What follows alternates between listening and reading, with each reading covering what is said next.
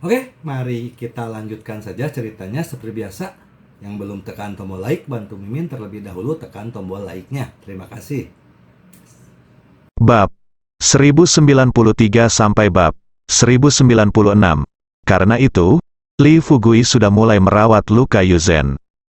Hua Duo mengeluarkan ponselnya, merenung sejenak, lalu bertanya pada Li Fugui.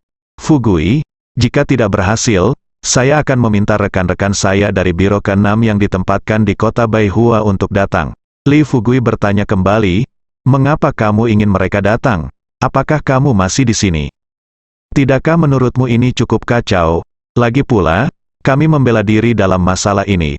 Mungkinkah ketika putranya menembak, kami tidak bisa melawan dan menunggu putranya dipukuli sampai mati? Sial, kenapa kamu tidak mencoba berunding denganku hari ini? Itu saja, paling buruk, aku akan memberi mereka ramuan atau sejumlah uang untuk tenangkan masalahnya. Tetapi jika mereka membuat masalah secara tidak masuk akal dan benar-benar berencana untuk membuat masalah ini lebih besar, saya tidak akan ragu mengganggu kota Baihua. Hua Duo berkata dengan hati. Ketika dia mengangkat tenggorokannya, dia melihat Li Fugui berhenti dengan benar di sini dan mulai berkonsentrasi pada penyembuhan Yuzen. Dia tidak banyak bicara. Dia hanya bisa mengikuti apa yang dikatakan Li Fugui, memanggil polisi, berdiri di dekat jendela dan mengawasi dengan cermat. Pria dengan senjata dan amunisi terus berdatangan keluar. Mari kita bicara tentang Zhang De. Dia awalnya berencana pulang sore ini untuk berdiskusi dengan putranya kapan harus mengirim barang berikutnya ke tentara utara. Tetapi begitu dia kembali ke rumah, dia menerima telepon dari Wu Shengen, pemilik Hotel Baihua. Wu Shengen dan manajer Hotel Wu Hua adalah paman dan keponakan dari klan yang sama. Setelah Wu Hua mengalami kecelakaan di hotel, dia langsung menelepon Wu Shengen. Wu Shengen pada awalnya tidak mengetahui siapa almarhum, namun ia hanya memintanya untuk menanyakan penyebab dan proses kejadian tersebut, lalu meminta Wu Hua untuk memanggil polisi. Tetapi Wu Hua mendengarkan instruksi Wu Shengen dan pergi bertanya. Dia tidak tahu apakah dia tidak bertanya, tetapi dia terkejut ketika bertanya. Setelah mengetahui bahwa yang meninggal adalah Zhang Fei, wakil presiden grup SID dan putra satu-satunya Zhang De, Wu Hua sangat ketakutan hingga dia pingsan di tanah. Setelah akhirnya pulih, dia menelepon Wu Shengen. Namun Wu Shengen tidak menyangka setelah mendengar identitas almarhum, ia langsung meminta seseorang untuk langsung transfer hotel ke Wu Hua semalaman. Sedangkan ia naik pesawat semalaman untuk terbang ke luar negeri. Mengenai kekacauan ini, dia tahu bahwa dengan statusnya, dia tidak bisa menghilangkannya sama sekali, dan dia bahkan mungkin kehilangan nyawanya. Wu Hua tidak pernah menyangka bahwa dia, seorang manajer, akan menjadi pemilik hotel dalam waktu kurang dari setengah jam. Wu Hua sangat gembira sekaligus ketakutan ketika dia diperintahkan untuk melakukan sesuatu yang berbahaya. Yang seru, dia mendapatkan hotel bintang 5 senilai ratusan juta itu secara cuma-cuma. Yang menakutkan adalah dia tahu betul betapa kuatnya grup SID. Sekarang Zhang Fei telah meninggal, grup SID pasti akan datang untuk berdebat setelah mendengar berita tersebut. Pikirkan kiri dan kanan, Wu Hua segera menerima gagasan itu. Pertama-tama dia meminta semua penjaga keamanan hotel untuk mengepung ruangan tempat Li Fugui berada. Dan kemudian meminta orang-orang untuk menyembunyikan Yang Hun dan Guan Cheng, bersiap menunggu Zhang De dari SID Group datang dan menyerahkannya. Mereka selesai serahkan pada Zhang De. Setelah semuanya selesai, Wu Hua datang ke pintu hotel terlepas dari ekspresi terkejut orang yang lewat. Dia hanya berlutut di depan pintu dan memutar nomor Zhang De. Zhang De terkejut saat mengetahui hal ini. Dalam kemarahannya, dia tidak menanyakan keseluruhan cerita dan langsung menelepon kelompok tentara bayaran yang berspesialisasi dalam verifikasi senjata. Biarkan dia mengemudikan kendaraan lapis baja, tank, dan helikopter bersenjata kelompok yang kosong, membawa semua personel keamanan kelompok, dan mengepung hotel terlebih dahulu. Sejak didirikan, SID Group selalu menerapkan manajemen militer.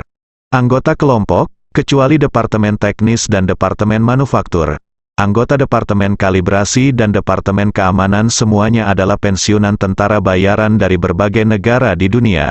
meskipun orang-orang ini secara pribadi tidak kuat dan tidak memiliki latihan. Namun keakraban mereka dengan senjata tidak ada bandingannya. Dalam waktu kurang dari 1/4 jam, helikopter dan tank diberangkatkan satu demi satu. Departemen terkait di kota Baihua tidak tahu apa yang sedang terjadi. Kepala polisi dan pimpinan berbagai departemen di kota Baihua baru saja pulang kerja dan bersiap untuk istirahat yang baik setelah makan malam, tetapi mereka tidak mau dibanjiri panggilan. Setelah mendengar berita tersebut, wali kota segera meminta semua departemen untuk segera ke unit masing-masing dalam semalam, dan segera menelepon Departemen Kepolisian Kota Baihua, meminta Direktur Mo Tian untuk memimpin penyelidikan secepatnya. Seluruh kota Baihua, dalam waktu kurang dari 1 jam, semuanya sudah berubah menjadi berantakan. Baru setelah Hua Duo menelepon polisi dan menjelaskan situasinya secara mendetail, Mo Wuchai mengetahui keseluruhan cerita. Sebagai kepala kantor polisi kota Baihua, Mo Tian bukannya tidak mengetahui karakter Zhang Fei. Sejak menjadi kepala, Zhang Fei telah dituntut lebih dari 5 kasus. Namun pada akhirnya, Zhang De lah yang maju dan mengeluarkan uang untuk menenangkan keadaan. Tapi saya tidak menyangka hari ini, saya tidak tahu pahlawan wanita mana yang akan langsung membunuh Zhang Fei. Meskipun hatinya merasa bahagia, sebagai direktur, dia harus menjaga apa yang terjadi di kota Baihua. Apalagi dengan banyaknya kendaraan lapis baja dan tank yang dikerahkan, jika terjadi misfire, entah berapa banyak orang tak bersalah yang akan menderita. Pikirkan lagi dan lagi, Mo Tian menyampaikan idenya kepada atasannya. Setelah mendengar apa yang dikatakan Mo Tian, pemimpinnya tidak menolak, tapi dia juga tidak setuju. Dia hanya memilih diam. Ketika Mo Tian melihat ini, dia melanjutkan, "Pemimpin, meskipun Zhang De mengatakan dia taat hukum, Zhang Fei, Anda juga tahu bahwa jika kita tidak dapat menangani hal semacam ini dengan adil, kita pasti akan kehilangan kredibilitas di antara masyarakat. Selain itu, karena pihak lain berani memukuli Zhang Fei sampai mati, saya pikir mereka bukan orang biasa, saya akan membawa orang untuk menyelidikinya sekarang." Setelah pemimpin mendengarkan, dia berkata, "Pikirkanlah, maksudku sekarang beritahu departemen atasan untuk mengirimkan pasukan dalam jumlah besar. Jika Anda tidak dapat menangani masalah ini dengan benar, begitu grup SID melepaskan tembakan, saya khawatir tanggung jawabnya tidak akan menjadi sesuatu yang Anda dan saya mampu tanggung." Setelah mendengar ini, Mo Tian berpikir sejenak, dan kemudian berkata terus terang, "Pemimpin, tolong beri saya waktu setengah jam dan biarkan saya pergi ke sana dan melihatnya. Setelah setengah jam, jika saya tidak dapat mengendalikan situasi di sana-sini adalah kemungkinan melepaskan tembakan, saya akan memberitahu Anda terlebih dahulu dan Anda dapat menghubungi dukungan secara langsung pada saat itu." Pemimpin akhirnya menyetujui rencana tersebut. Lagi pula, dia tidak ingin atasannya mengetahui bahwa pemandangan yang bergejolak tiba-tiba muncul di kota Baihua. Mo Tian merasa lega setelah mendapat persetujuan pemimpinnya. Ia langsung menggiring polisi khusus menuju hotel tempat kejadian tersebut terjadi. Pada saat yang sama, setelah Zhang De melakukan pengaturan, dia segera meminta belasan pengawal di rumahnya untuk langsung berkendara menuju hotel Baihua. Di dalam mobil, istri Zhang De, Murong Yue, sudah menangis terseduh-seduh, dan dia berteriak histeris, "Anakku, anakku, ibu pasti akan memotong tubuh orang yang membunuhmu kali ini. Ibu pasti akan membuatnya bayar untuk hidupmu, buat mereka mati tanpa tempat pemakaman." Zhang De dengan lembut menggendong Murong Yue dan terus menghibur, "Jangan menangis. Setelah aku meninggal, aku pasti akan membalaskan dendam putraku." Di kamar hotel, Hua Duo melihat butiran keringat halus di dahi Li Fugui, dan mau tidak mau mengambil tisu di atas meja dan dengan lembut menyeka butiran keringat hingga bersih. Li Fugui mengedarkan vitalitas di tubuhnya dan terus-menerus memaksa keluar hulu ledak yang tertanam di tubuh Yuzen. Waktu berlalu setiap detik, dibandingkan dengan suara berisik tadi. Saat ini bagian luar berangsur-angsur menjadi sunyi, dan hanya suara helikopter yang terus terdengar di langit. Tank dan kendaraan lapis baja yang mengelilingi gedung hotel semuanya padam dan diam-diam menunggu kedatangan Zhang De. Hati Hua Duo sudah mencapai tenggorokannya. Terkadang dia datang ke jendela dan melihat keluar, dan terkadang dia mendekati Yu Zhen dan dengan cermat memeriksa luka Yu Zhen. Tidak lama kemudian dia mendengar raungan keras tiba-tiba datang dari bawah. "Halo, ketua, tolong sampaikan belasungkawa Anda." Zhang De mendengar kata-kata itu dan langsung meraung, biarkan mereka juga menyampaikan belasungkawa. Hua Duo berbalik dan pergi untuk merawat Yu Zhen. Luka. Li Fugui melihat bahwa ekspresi Li Fugui tetap tidak berubah dan dia masih duduk bersila di belakang Yu Zhen. Dia hanya bisa mengepalkan tinjunya dan bersiap setiap saat. Di bawah, Zhang De pertama-tama mengatur agar mereka berdua melindungi istrinya, dan kemudian mengarahkan pandangannya pada Wu Hua, yang sedang berlutut di depan pintu hotel. Setelah bergegas ke Wu Hua, Zhang De menarik Wu Hua yang sedang berlutut di tanah dan bertanya dengan keras, "Katakan padaku, di mana orang yang membunuh anakku?" Wu Hua menekan rasa takut yang tak ada habisnya di dalam hatinya. Wajahnya pucat, dengan air mata mengalir di wajahnya, dan dia mengenakan linen dan berkabung. Tampak seperti anak dan cucu yang berbakti.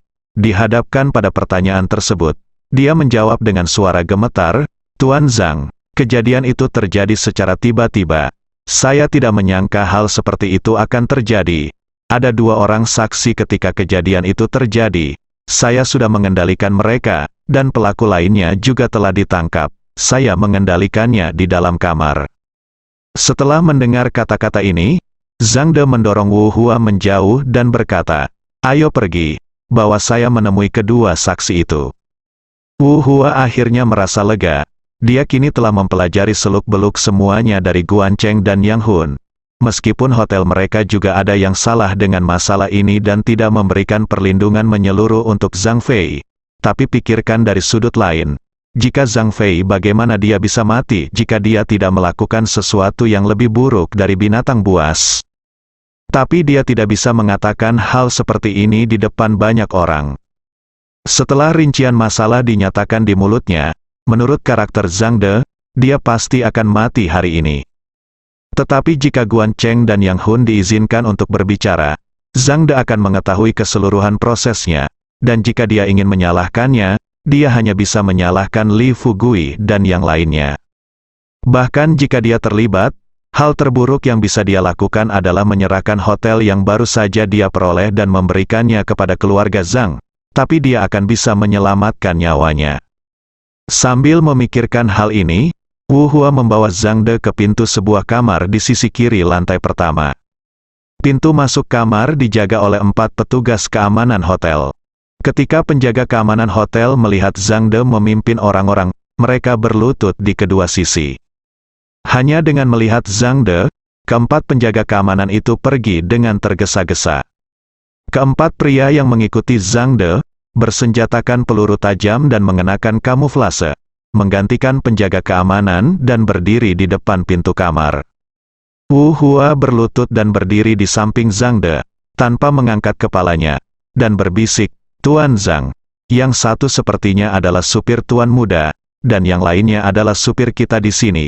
Begitu dia selesai berbicara, Zhang De melangkah maju, menendang pintu hingga terbuka dengan satu tendangan. Di dalam rumah, Guan Cheng dan Yang Hun tahu bahwa waktunya telah tiba. Ketika pintu dibuka, mereka sangat ketakutan sehingga mereka segera berlutut di tanah. Dahi Zhang De ditutupi dengan garis-garis hitam, dan dia melangkah maju ke arah mereka berdua. "Katakan padaku, apa yang terjadi?" Menghadapi pertanyaan itu, seluruh tubuh Guan Cheng gemetar, dan Yang Hun tiba-tiba berbicara dan menangis dengan keras. Dengan tatapan sedih ini, sepertinya yang meninggal bukanlah tuan mudanya, melainkan ayahnya.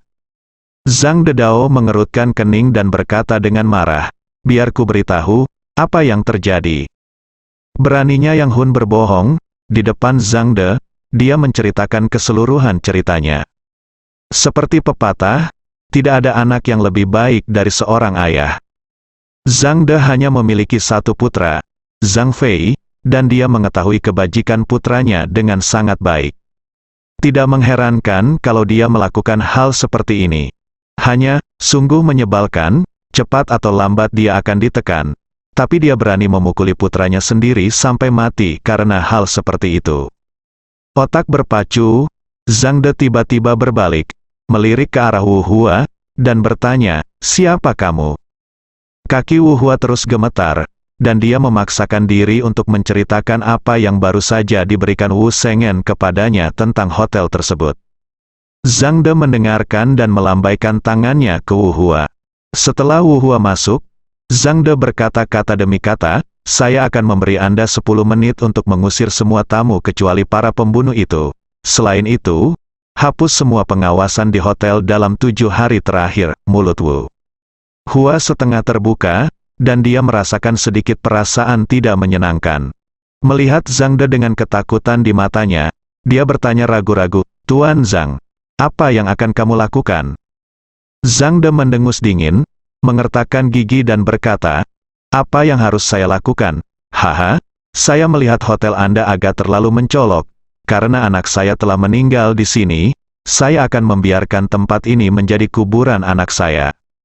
Setelah memahami seluk-beluk masalah ini, Zhang De tahu dengan jelas bahwa jika dia ingin membalaskan dendam putranya, itu akan menjadi cara yang paling mudah dan cepat saat ini.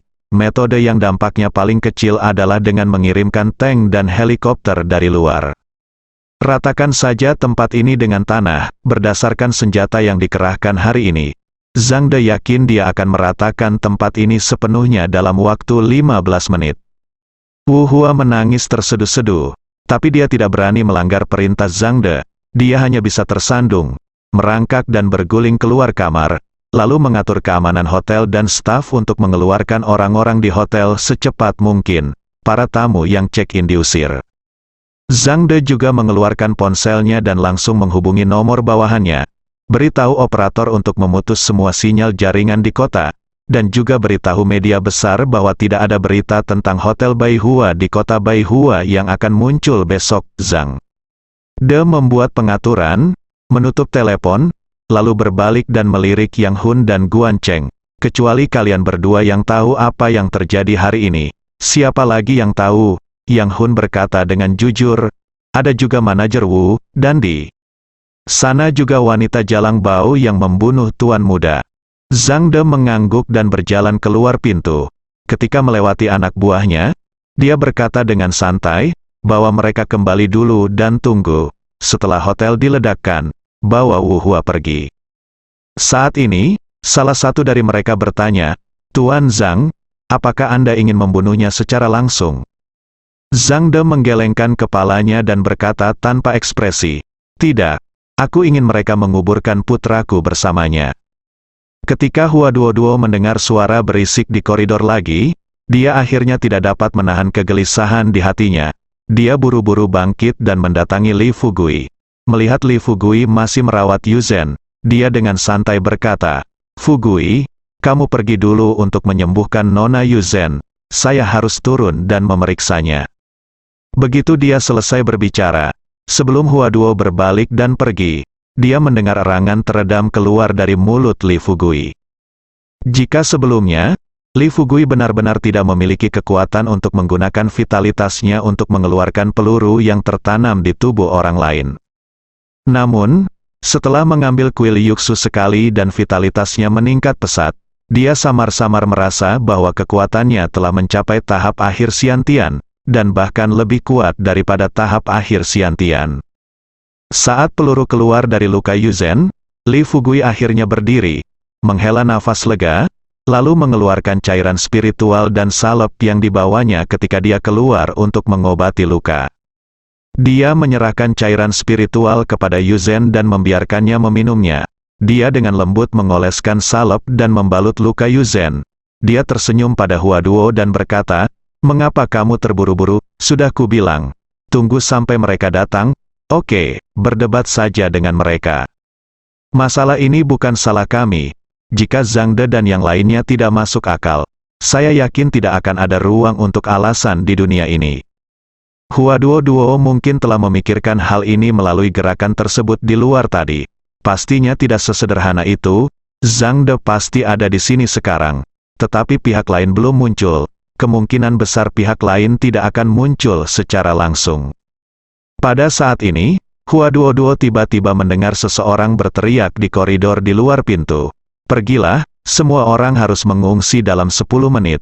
Siapapun yang tidak bisa turun dalam 10 menit hanya akan menunggu untuk dihancurkan di bawah reruntuhan. Setelah mendengar ini, memikirkan tentang hampir 100 tank dan kendaraan lapis baja di lantai bawah dan helikopter bersenjata melayang di langit. Rambut Hua Duo berdiri di sekujur tubuhnya. Dia buru-buru berkata, "Tidak, bajingan ini ingin meledakkan tempat ini." Li Fugui membalut Yu. Meskipun dia telah melihat semua luka di bahu Zen, kini melihat bahu mulus Yu Zen, dia masih mulai merasa gelisah. Hua Duo mendengar bahwa Zhang De akan meledakkan tempat ini. Li Fugui tidak bisa menahan senyum dan berkata, "Omong kosong apa yang kamu bicarakan? Apakah dia gila? Ini adalah daerah perkotaan, dan kamu dapat melihat ukuran hotel ini. Bahkan jika dia gila, dia tidak bisa meledak itu naik." Li Fugui masih meremehkan kekuatan Zhang De. Hua Duo melihat Li Fugui dengan lembut membelai bahu Yu Zhen dengan tangannya, dan matanya hampir berdarah karena kebencian. Sudah berapa lama, dan dia masih tega memakan tahu Yu Zhen.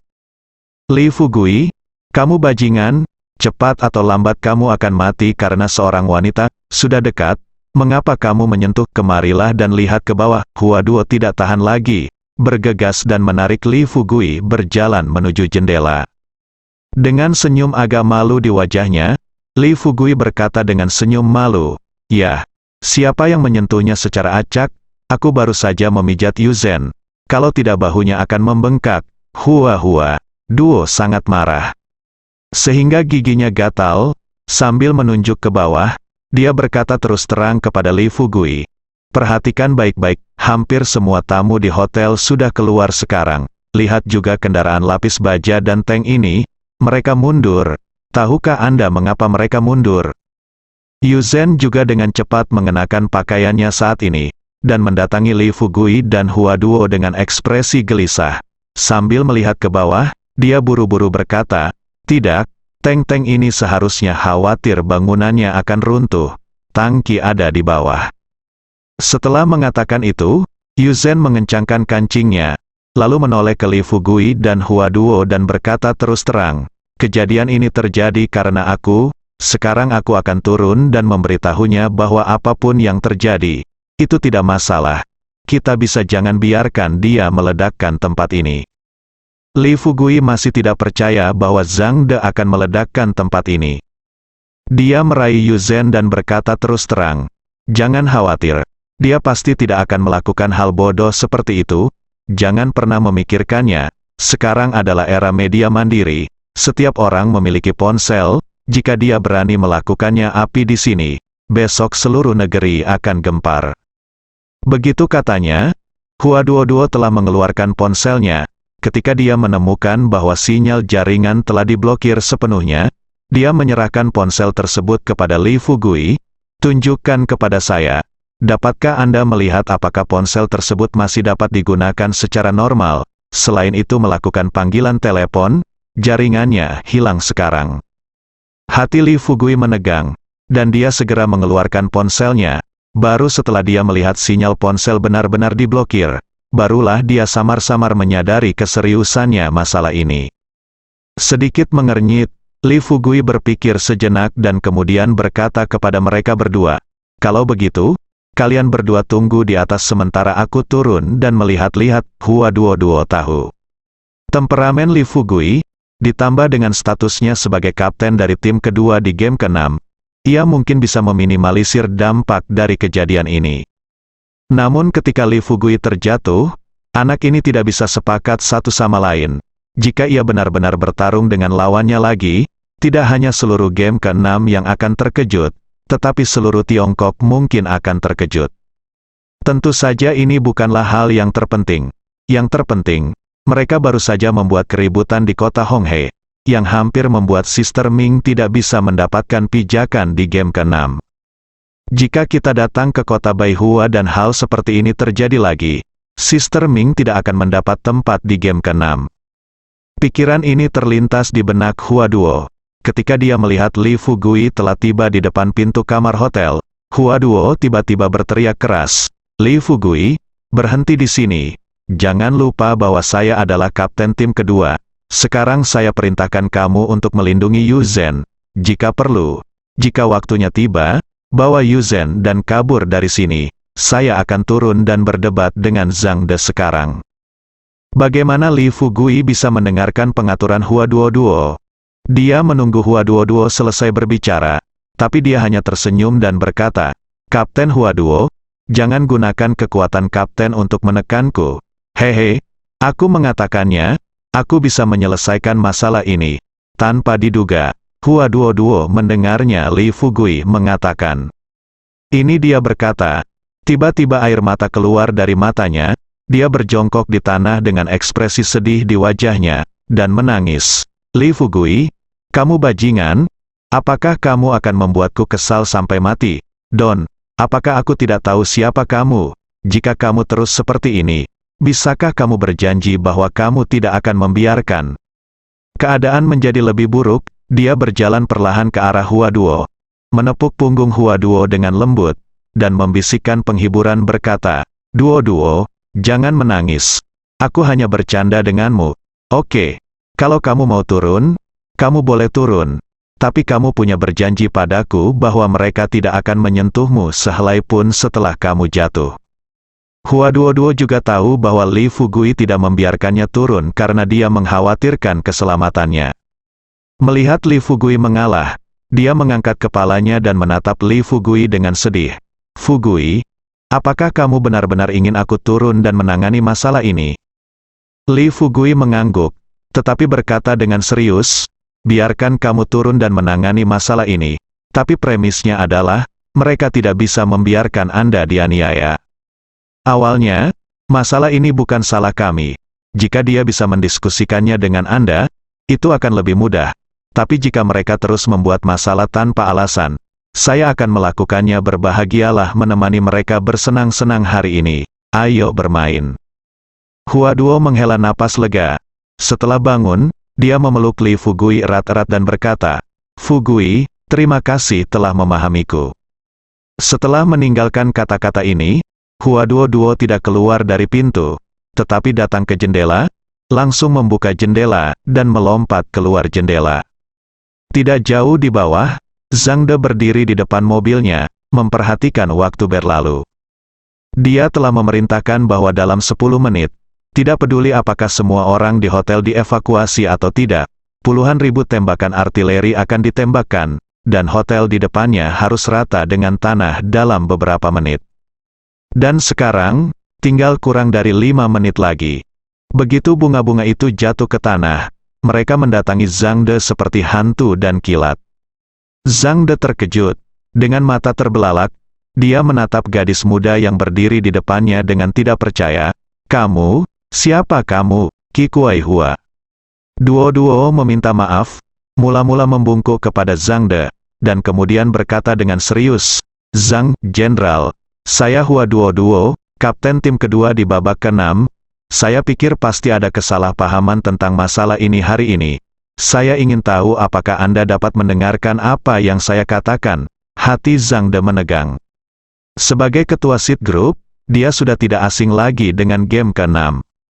Adapun tim kedua ini, dia mengirimkan barang ke Angkatan Darat Utara beberapa hari yang lalu dan mendengar beberapa rumor. Setelah melihat Hua Duo, Zhang De mendapatkan kembali ekspresi sebelumnya. Menatap Hua Duo dan bertanya, "Kapten Hua Duo, saya ingin tahu apa yang ingin Anda katakan ketika Anda datang kepada saya sekarang." Hua Duo tahu betapa kuatnya Zhang De. Dia tidak mau menggunakan statusnya sebagai kapten tim kedua untuk memberikan tekanan pada Zhang De. Lagi pula, apalagi dia sebagai kapten, bahkan Sister Ming, wakil direktur, tidak berani dengan mudah memprovokasi bos sebenarnya yang tersembunyi di dunia ini. "Tuan Zhang, saya hanya ingin menanyakan satu hal kepada Anda sekarang. Apakah Anda benar-benar mengetahui seluk-beluk masalah ini malam ini?" Zhang De tentu saja mengetahuinya, tapi untuk membalaskan dendam putranya, dia pasti tidak akan mengatakannya di depan Hua Duo.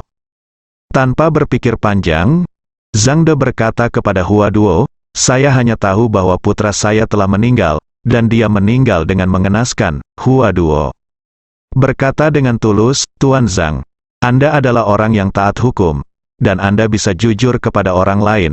Bekerja sama dengan militer selama bertahun-tahun juga dapat mengungkapkan karakter Anda. Sekarang Anda ingin membalaskan dendam putra Anda. Saya bisa mengerti. Tapi saya harap Anda bisa bertanya pada diri sendiri, jika putra Anda tidak melakukan hal seperti itu, apa yang akan terjadi padanya? Bagaimana dia bisa mati?" Begitu Hua Duo selesai berbicara, Zhang De memarahi dengan wajah dingin. "Kuku kecil, saya tidak ingin Anda menilai apa yang saya lakukan.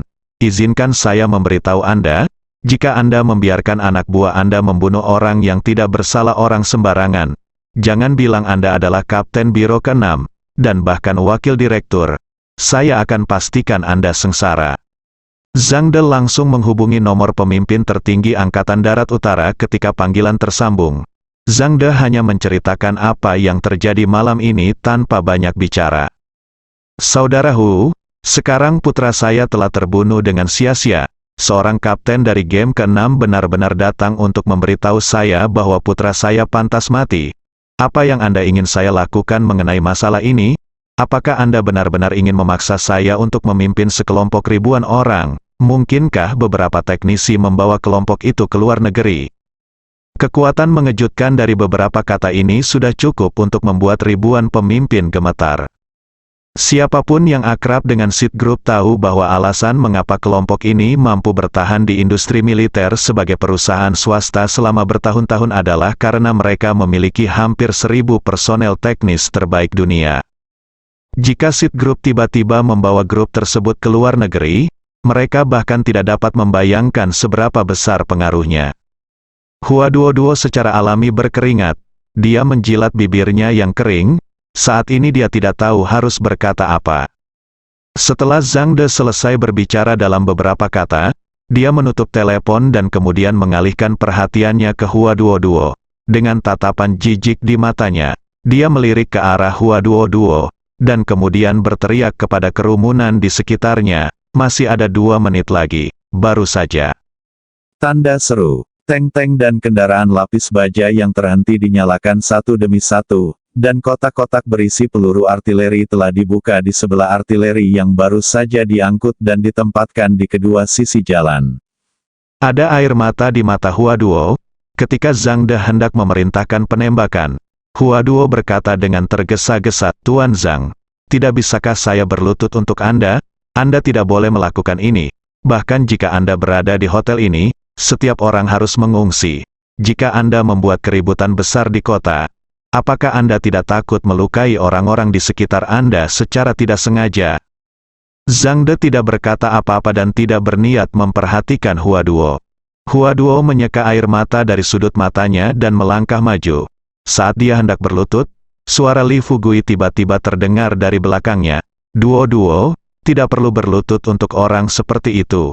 Apa sialnya, kamu melakukan sesuatu yang salah. Apakah masalahnya sudah selesai?" Hati Hua Duo menegang, takut dengan apa yang mungkin terjadi. Yang paling dia khawatirkan adalah kemunculan Li Fugui sekarang akan meningkatkan konflik. Tapi sekarang tampaknya apa yang akan terjadi cepat atau lambat akan terjadi. Ketika dia berbalik, dia melihat Li Fugui dan Yu Zhen berjalan menuju Zhang De bersama-sama. Para pengawal yang mengelilingi Zhang De mengeluarkan pistol mereka satu demi satu, dan moncong hitam yang tak terhitung jumlahnya diarahkan ke kepala Li Fugui dan Yu Zhen. Li Fugui menunjukkan sedikit rasa jijik di matanya, melihat sekeliling, dan kemudian berkata terus terang kepada Zhang De, "Tuan Zhang, saya tahu grup Seed Anda luar biasa. Tetapi Anda harus selalu bersikap masuk akal, bukan? Dengan putra Anda tidak apa-apa untuk bertingkah seperti hooligan. Jadi mengapa kami harus diintimidasi oleh putramu?" Zhang De mengeluarkan suara mencicit. Melihat Li Fugui berdiri kurang dari 2 meter darinya, Zhang De bertanya dengan sengit, "Apakah kamu siapa?" Li Fugui terkekeh dan berkata, "Nama saya Li Fugui, wakil kapten tim kedua di ronde ke-6. Zhang De mengepalkan tinjunya, menoleh, tidak berkata apa-apa, dan hanya memberi peringatan kepada beberapa pengawal di sekitarnya. Mata. Para pengawal ini hendak menembak, namun Li Fugui tiba-tiba mengambil tindakan. Secepat kilat, ketika semua orang bereaksi, semua pistol di tangan para pengawal tersebut direnggut oleh Li Fugui. Zhang De pasti sedikit terkejut saat melihat ini. Dia sering mendengar orang mengatakan bahwa ada banyak ahli di ronde ke-6, semuanya adalah pejuang kuno yang hebat, tetapi dia tidak pernah menyangka bahwa orang-orang ini begitu kuat. Tetapi bagaimana jika kekuatan pribadi Anda hebat, bersambung?